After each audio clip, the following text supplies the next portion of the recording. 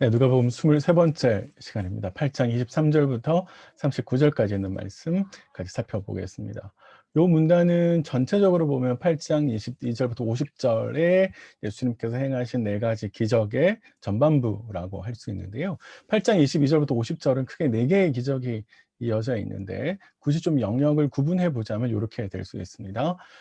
오늘 우리가 함께 보는 예수님께서 풍랑을 잔잔하게 하신 것은 창조세계, 피조세계를 잠재우신 거죠. 또 그 다음에 나오는 거라사에 있는 귀신 들린 사람은 영적인 세계를 예수님께서 당신의 권위를 이렇게 보여주신 것이고, 나아가서는 이제 혈루증 앓을 여인은 질병이고 야이로에 따른 이제 죽음을 맞이한 거잖아요. 그래서 이 영역을 보면 예수님께서 모든 영역에 있어서 사실 창조 세계, 영적 세계, 인간이 가지고 있는 죽음의 문제까지도 권위를 갖고 있는다라고 하는 분임을 보여주는 것이죠.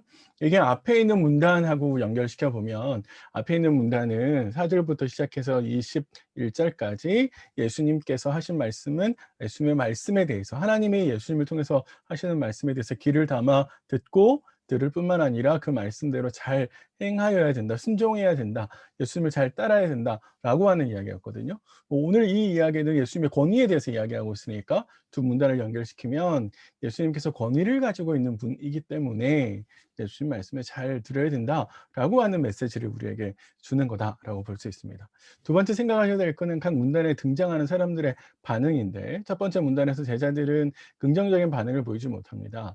그거는 제자들이 예수님이 누군지 정확하게 이해하지 못한 것을 보여주고요. 두 번째 문단에 들어가서도 귀신을 고침받은 사람에 대한 마을 사람들의 반응은 썩 좋지 않아요. 다만 거기에서 귀신 들림을 고침받은 사람은 예수님께 긍정적인 반응을 보여주고 있고요. 그 다음에 나오는 문단의 여인은 긍정적인 반응을, 그리고 나중에 마지막 문단에 등장하는 야이로도 긍정적인 반응을 보입니다. 그래서 이 모든 문단들이 예수님의 한결같이 창조 세계와 영적인 세계, 그리고 인간이 가지고 있는 질병과 죽음에 대해서 권위를 갖고 계신 분이다라고 하는 것을 증명하는 것이고, 그것은 앞에 있는 문단에 대해서 근거를 제공하는 거다. 이렇게 흐름을 좀 이해하시면 본문을 보시는 데 도움이 되실 것 같습니다. 오늘 첫 번째 사건은 예수님께서 제자들과 함께 갈릴리 바다를 건너갈 때 생긴 사건인데요. 갈릴리 바다는 해수면보다 약 200m 아래에 있습니다. 그래서 차가운 바람이 호수 주변에 있는 계곡으로 불면 호수에서 올라오는 따뜻한 바람과 그리고 차가운 바람이 만나면서 이렇게 폭풍이 일어나는데, 갈릴리의 날씨를 좀 보면 요렇게 그림을 보시면 되겠습니다. 서쪽에서 차고 습한 공기가 이렇게 올라오면 따뜻한 공기와 만나면서 이게 폭풍같이 일어난다고 이야기합니다. 그래서 갈릴리에서는 종종 이런 폭풍이 생기는데, 오늘 제자들과 함께 가게 될 때 예수님이 만난 배가 바로 이런 폭풍을 만나게 되는 것이죠. 제자들은 갈릴리의 어부였고 베테랑 어부였는데, 그 베테랑 어부들이 갈릴리가 보여주는 이 폭풍을 만났는데 당연히 이것이 위험하다라고 하는 것을 알게 되겠죠. 그래서 배 안에 물이 가득 차게 되었을 때 주님을 2번씩이나 불러가면서 우리가 죽게 됐습니다라고 이야기를 하는 겁니다. 한번 의심을 해 보셔야 될 장면은, 예수님께서 이렇게 폭풍을 만나게 될 것을 모르셨을까라고 하는 점 하나 생각해 보시고요. 두 번째는 베테랑이 이렇게 어려움을 당하게 됐는데, 사실 그들이 예수님께 대해서 하는 이야기는 이게 장난이 아니다라고 하는 것을 알고 있잖아요. 그러면서 주님을 2번 반복해서 불렀는데, 그거는 그만큼 이것이 그들이 다급했다라고 하는 것을 이야기해 주는 것이죠. 그럼에도 불구하고 예수님은 고이 잠들고 계셨는데, 주무시고 계셨는데, 생각해 볼 두 번째 지점은 예수님께서 왜 모른 척하고 있었을까라고 하는 점입니다. 예수님은 분명히 아셨을 텐데 곧바로 일어나지 않으시고 주무시고 제자들이 깨울 때까지 가만히 계셨죠. 아마도 예수님은 제자들이 어떻게 이 반응을 보이는지를 보고 싶어 하셨는지도 모릅니다. 제자들이 정말로 예수님 자신에 대한 믿음이 있는지, 예수님께서 앞에서 이야기하신 그 모든 내 말씀을 잘 들어야 된다라고 하는 그 반응을 제자들이 과연 보여줄지, 아마 그런 것들을 깊이 생각하셨을지 모르겠는데요. 그러나 제자들의 그런 모습을 보여주지 못하죠. 예수님은 일어나셔서 이적을 행하십니다. 한마디 말씀으로 바람과 물결을 잔잔하게 하시고, 우리 성경에는 꾸짖다라고 표현되어 있죠. 이 꾸짖다라는 말은 우리가 앞에서 베드로 장모의 열병을 예수님께서 고치실 때도 꾸짖으신 거고, 귀신을 말씀하실 때도 꾸짖는다라는 표현을 썼는데, 이거는 예수님께서 여러 영역에 대해서 당신께서 권위를 가지고 계신 것을 우리에게 이야기해 주는 것이죠. 자, 그러면서 제자들에게 "너희 믿음이 어디 있니?" 라고 질문하시는데, 이것은 곧 "너희는 아직도 내가 누군지 모르는구나." 라고 말씀하시는 거죠. 그래서 제자들이 "그가 누구이기에?" 라고 이야기하고 있는 겁니다. 사실은 믿음이라고 하는 것은 예수님께서 누구신지, 그래서 그 누구신지를 알기 때문에 그와 관련해서 합당한 반응을 보이는 것인데, 그래서 주님을 신뢰하고 폭풍과 같은 어려움이 와도 주님께서 이 문제를 해결하실 것에 대한 확신을 가지는 것인데, 제자들은 그러지 못했다라고 하는 것이죠. 그래서 제자들은 아직도 주님이 누구인지 정확하게 잘 모르고 있습니다. 믿음이라고 하는 것은 주님을 아는 크기와 비례합니다. 주님을 아는 것만큼 믿음이 자라고, 믿음이 자라는 것만큼 순종할 수 있죠. 이제 그런 점에 있어서 제자들은 아직 명확하게 그 주님에 대해서 누구인지 잘 모르고 있다라고 하는 것을 우리가 이해할 수 있고요. 두 번째 사건을 들어가기 전에 한번 정리를 하시고 좀 가보시죠. 첫 번째 이 단락은 예수가 누구냐라고 하는 것을 보여주시는데, 예수님은 창조 세계를 통제하시는 권위가 있는 분이다라고 하는 걸로 보여주고 있고, 두 번째는 그것에 대해서 합당한 반응을 보여야 된다라고 하는 것이죠. 이 모든 것을 통제하실 수 있는 주님에 대한 절대적인 신뢰가 제자들이 보여야 될 바로 믿음이고, 예수님은 그 커다란 위험이 다가오는 걸 아시고 앞으로도 그런 위험들에 대해서 제자들에게 구원해 줄 수 있는 그런 분이다라고 하는 점을 이 본문이 우리에게 생각하게 하는 겁니다. 자, 그런 점에서 잘 생각해 보시고요. 두 번째 단락은 이제 거라사에 있는 귀신 들린 사람, 이 귀신이 한두 명이 아니라 많은 귀신이 들렸다라고 하는 점인데, 그래서 나중에 가면 예수님께서 "이름이 뭐냐?"라고 물었을 때 레기온이라고 대답하거든요. 레기온이라는 말은 군대의 조직 단위입니다. 4,000명에서 약 6,000명까지 한 이게 구성되어 있다라고 생각하는데요. 아주 커다란 병력이죠. 그러니까 많은 귀신이 이 사람을 사로잡고 있었다라고 하는 것을 우리가 알 수 있고, 두 번째는 "옷을 벗었다."라고 이야기하잖아요. "오랜 세월 옷을 벗으면서 다녔다."라고 이야기를 하고, 세 번째는 "무덤에 살았다."라고 이야기를 하죠. 유대인들의 생각에 의하면 무덤은 굉장히 부정한 곳이거든요. 시신들이 누워져 있는 곳이니까. 그러니까 이 사람은 외딴 무덤에서 홀로 생활을 하게 되는데, 이 사람에 대한 이런 많은 묘사들은 뭘 보여주냐면, 결국 이 사람의 삶이 평안한 삶이 아니라 절망적인, 희망이 없는 인격적인 삶을 살고 있지 못하는 것에 대해서 이 모든 묘사들이 우리에게 보여주고 있는 것이죠. 예수님께서 "건너가자."라고 하신 이유는 바로 이러한 사람을 만나기 위해서 가셨는지도 모릅니다. 한 사람을 구원하기 위해서. 그러나 그 한 사람이 나중에 가면 예수님을 증거하는 귀한 사역을 감당하게 되는 거잖아요. 사실 이제 이런 사역의 효율성이라고 하는 것이 아니라 한 사람이 가지고 있는 가치 때문에 예수님께서 길을 건너가시는 것을 우리가 볼 수 있습니다. 그래서 예수님을 딱 봤는데, 이 귀신들이 예수님을 부딪히자마자 하는 이야기가 "나와 무슨 상관이 있습니까? 나를 괴롭게 하지 마십시오."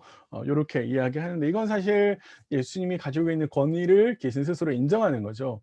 예수님과 붙어서 자신들이 "이길 수 없다."라고 하는 것들, 예수님이 자신들을 철저하게 통제하실 수 있는 분이다라고 하는 것을 알기 때문에, 그걸 이해하기 때문에 사실 예수님께 "우리를 괴롭히지 말라."라고 애원하고 구걸하는 거라고 사실 볼 수 있습니다. 그러니까 사실 이 싸움은 영적인 싸움인 거죠. 네. 영적인 싸움입니다. 귀신과의 싸움은 영적인 싸움이고, 이건 사실 더 나아가서 절대적인 주권이 누구에게 있느냐라고 하는 것을 보여주는 것이라고 볼 수 있습니다. 고대 세계에서는 신과 신의 전쟁이라고, 국가와 국가 간의 전쟁이 신과 신의 전쟁이라고 생각을 하는 거거든요. 그런 점에 있어서 이 싸움은 사탄의 나라와 하나님 나라 사이의 싸움이고, 그 나라들을 이끌어가는 사탄과 예수님 사이의 싸이니까 영적인 전쟁이라고 볼 수 있고, 우주적인 전쟁이다라고도 볼 수 있습니다.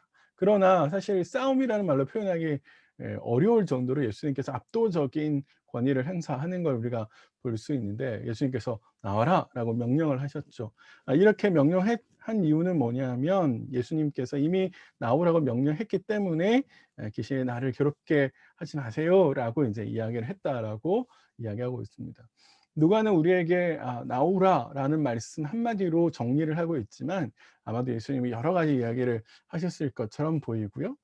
예수님께서 나오라고 한 이유는 또 한번 보시면, 사실 이 귀신이 이 사람을 굉장히 괴롭히고 있는 모습을 보여주는 거다라고 볼 수 있습니다. 29절에 보시면 그 사람을 붙잡았다라고 이야기하고요. 그를 쇠사슬과 고랑에 매어 지켰었지만 그래도 그걸 다 끊어버리는, 그래서 귀신의 굉장히 강력한 힘, 그래서 굉장히 강력한 힘 하지만 악한, 바르지 않은 나쁜 힘에 의해서 이 사람이 오랫동안 사로잡혔고, 그 오랫동안 사로잡혀 와서 이 사람은 사실 하나님께서 만드신 창조 세계에서 사람다운 삶을 살지 못했다라고 볼 수 있습니다. 그래서 예수님 바로 이 한 사람을 위해서 먼 걸음을 하셨고 그에게 고치시는 것을 볼 수 있는 것이죠.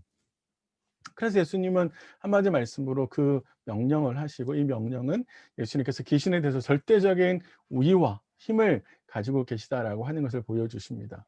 앞에 단락이 창조 세계에 대해서, 피조 세계에 대해서 예수님께서 가지고 계시는 절대적인 권위를 보여준 거라면, 이 사건은 예수님께서 영적인 세계마저도 권위와 힘을 가지고 계신 분임을 우리에게 보여주는 것이죠. 자, 그래서 예수님께서 묻습니다. 이걸 아마 쫓아내는 과정 속에서 물어보신 것 같은데요. "너 이름이 뭐니?" 라고 물었는데 "레기온입니다." 말씀드린 대로 레기온은 군대의 조직 단위라고 그랬어요. 그런데 예수님께서 "이름이 뭐냐?"라고 물었는데 "레기온입니다. 저 숫자 이렇게 많아요." 라고 이야기하는 것은 아마도 자신의 정체를 숨기는, 그래서 애매한 답변이라고 보여집니다. 아마 봐 달라고 요청하는 것일 수도 있고요.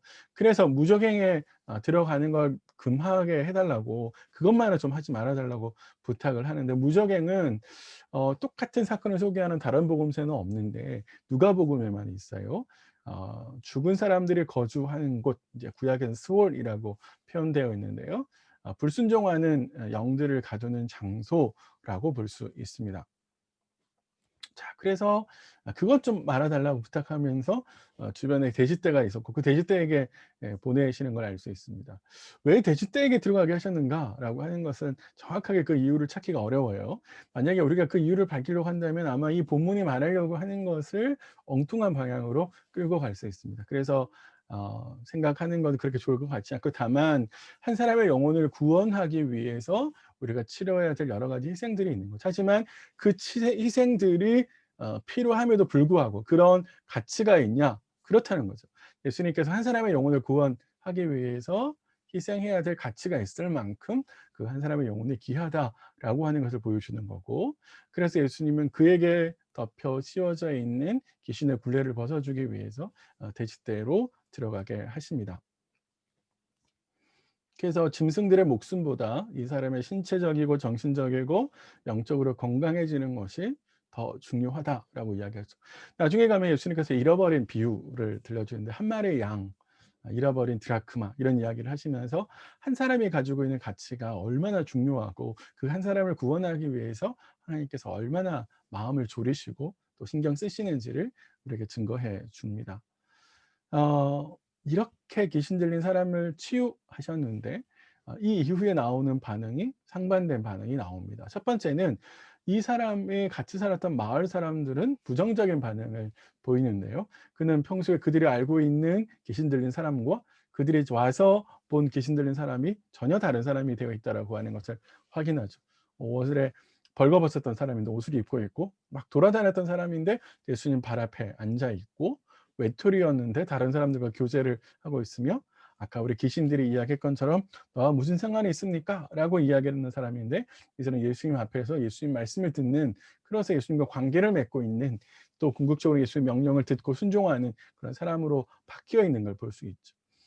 어느 날 그 누구도 통제할 수 없었던 사람이 예수님께 통제하시니까 그들은 굉장히 두려움에 빠지게 되었을 텐데, 어쨌든 그럼에도 불구하고 이 사람은 비참한 상황에서 평안을 되찾고 일상을 되찾는 걸 볼 수 있습니다.